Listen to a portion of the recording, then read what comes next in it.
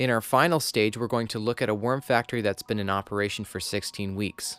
At this point, we've added all 4 trays and our worm factory is in full operation. Remember, this was operated at optimum temperatures and was started with a pound of red wriggler worms. Please note, results will vary depending on the food, temperature, and the amount of worms used. Here, our worm factory has 3 processing trays and 1 feeding tray. The top tray is all fresh foods. Notice the brighter colors of the fruits and the newly added food. Not much decomposition has happened yet.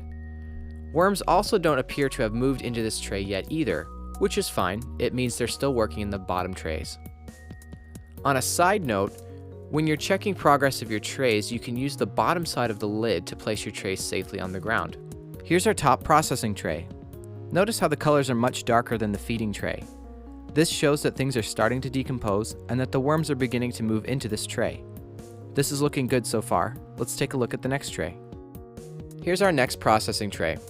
The colors are much darker in this one and you can see quite a few more worms in this tray. We can also begin to see how the food is being decomposed. Most things have composted into this dark colored soil you can see here. This is a great sign. In addition, we can also begin to see what will take longer to decompose. Take a look at this corn cob. The worms haven't eaten this yet because it's so large. If this had been cut up, the worms would have been able to eat this and this would have decomposed much quicker. Looking around more in this tray, there are few worm eggs. This is a great sign that the worms are comfortable enough with this environment to reproduce. In the final tray, we have our finished compost. This is about how the end product should look.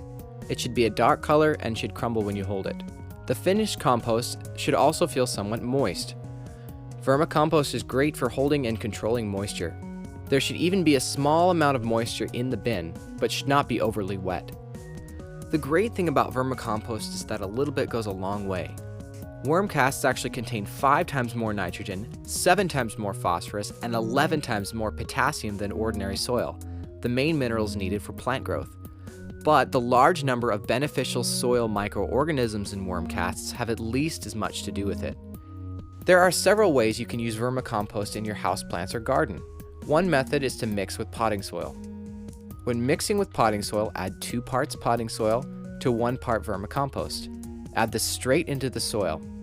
Adding worm casts into the soil will introduce a surplus of beneficial microorganisms that will control moisture and provide air to the roots.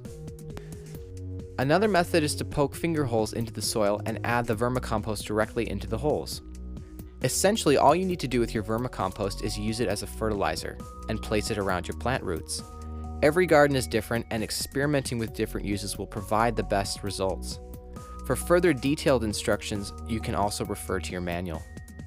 Leachate is the liquid that is drained from your worm factory into the collection tray. This liquid can be drained out of the spigot and can be used directly on your plants as well.